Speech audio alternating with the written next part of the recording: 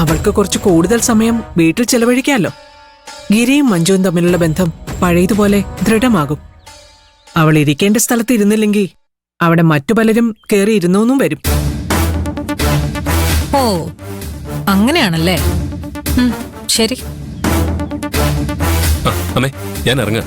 ഗിരേട്ടാ, എന്തെങ്കിലും കഴിച്ചിട്ട് പൊയ്ക്കൂടെ? ഗിരേടിന് ഇഷ്ടമുള്ളതെല്ലാം ഉണ്ടാക്കിയിട്ടുണ്ട്. എനിക്ക് സൈറ്റിൽ നേരത്തെ എത്താനുള്ളതാ, സമയമില്ല.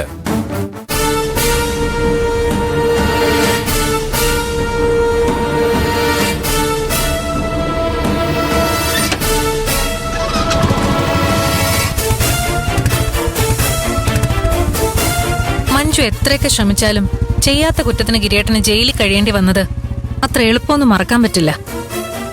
മഞ്ജു കുറച്ചു ദിവസം വീട്ടിൽ നിന്നെന്ന് കരുതി എളുപ്പത്തിൽ പരിഹരിക്കാവുന്നൊരു പ്രശ്നമല്ല ഇത്.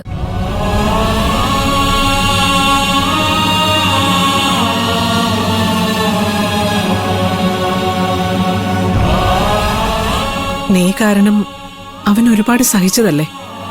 കുറച്ച് ദേഷ്യവും വാശിയൊക്കെ അവനും കാണും.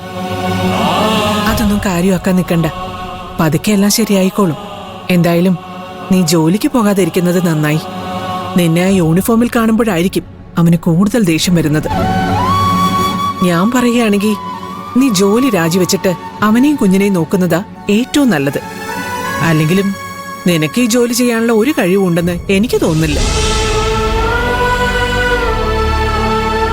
ജോലിയിൽ കാര്യമായി ഒന്നും നേടാൻ കഴിയില്ല എന്ന് ഉറപ്പായ സ്ഥിതിക്ക് കുടുംബമെങ്കിലും മര്യാദയ്ക്ക് നോക്കിക്കൂടെ? അല്ലെങ്കിൽ അത് നിന്റെ കൈവിട്ടു പോകും.